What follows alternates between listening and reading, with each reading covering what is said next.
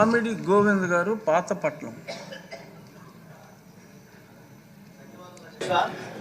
పాతపట్నం నియోజకవర్గం ఆంధ్రప్రదేశ్లో చిట్టిశివర నియోజకవర్గం అధ్యక్ష.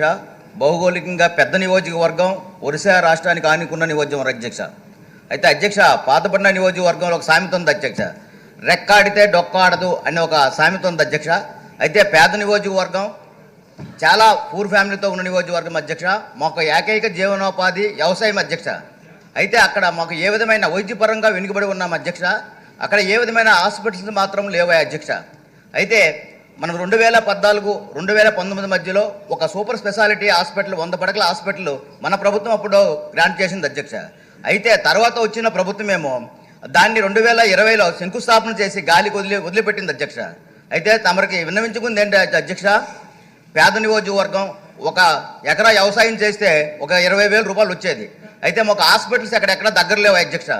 మాకు హెడ్ క్వార్టర్ అయిన శ్రీకాకుళంలో హాస్పిటల్ ఉంది అధ్యక్ష. అక్కడ నుంచి 100 కిలోమీటర్లు ప్రయాణం చేయాలి అధ్యక్ష. ఏదైనా పేదవాడు ఎవరైనా హాస్పిటల్కి వెళ్ళాలంటే ఒక కారు బుక్ చేసుకుని వెళ్తే అప్ అండ్ డౌన్ కారుకే 5,000 రూపాయలు ఇస్తే, ఆయన చేసిన వ్యవసాయం, ఒక ఎకరా వ్యవసాయం చేస్తే 20,000 వస్తే చాలా ఇబ్బందులు పడుతున్నారు అధ్యక్ష. తమరు దయదలిసి పేద నియోజకవర్గం కాబట్టి మా నియోజకవర్గంలో ఒక మంచి సూపర్ స్పెషాలిటీ హాస్పిటల్ 100 పడకలతో ఏర్పాటు చేయాలని తమ ద్వారా సంబంధించిన మంత్రివర్యులు కోరుకుంటాను అధ్యక్ష. ధన్యవాదాలు అధ్యక్ష.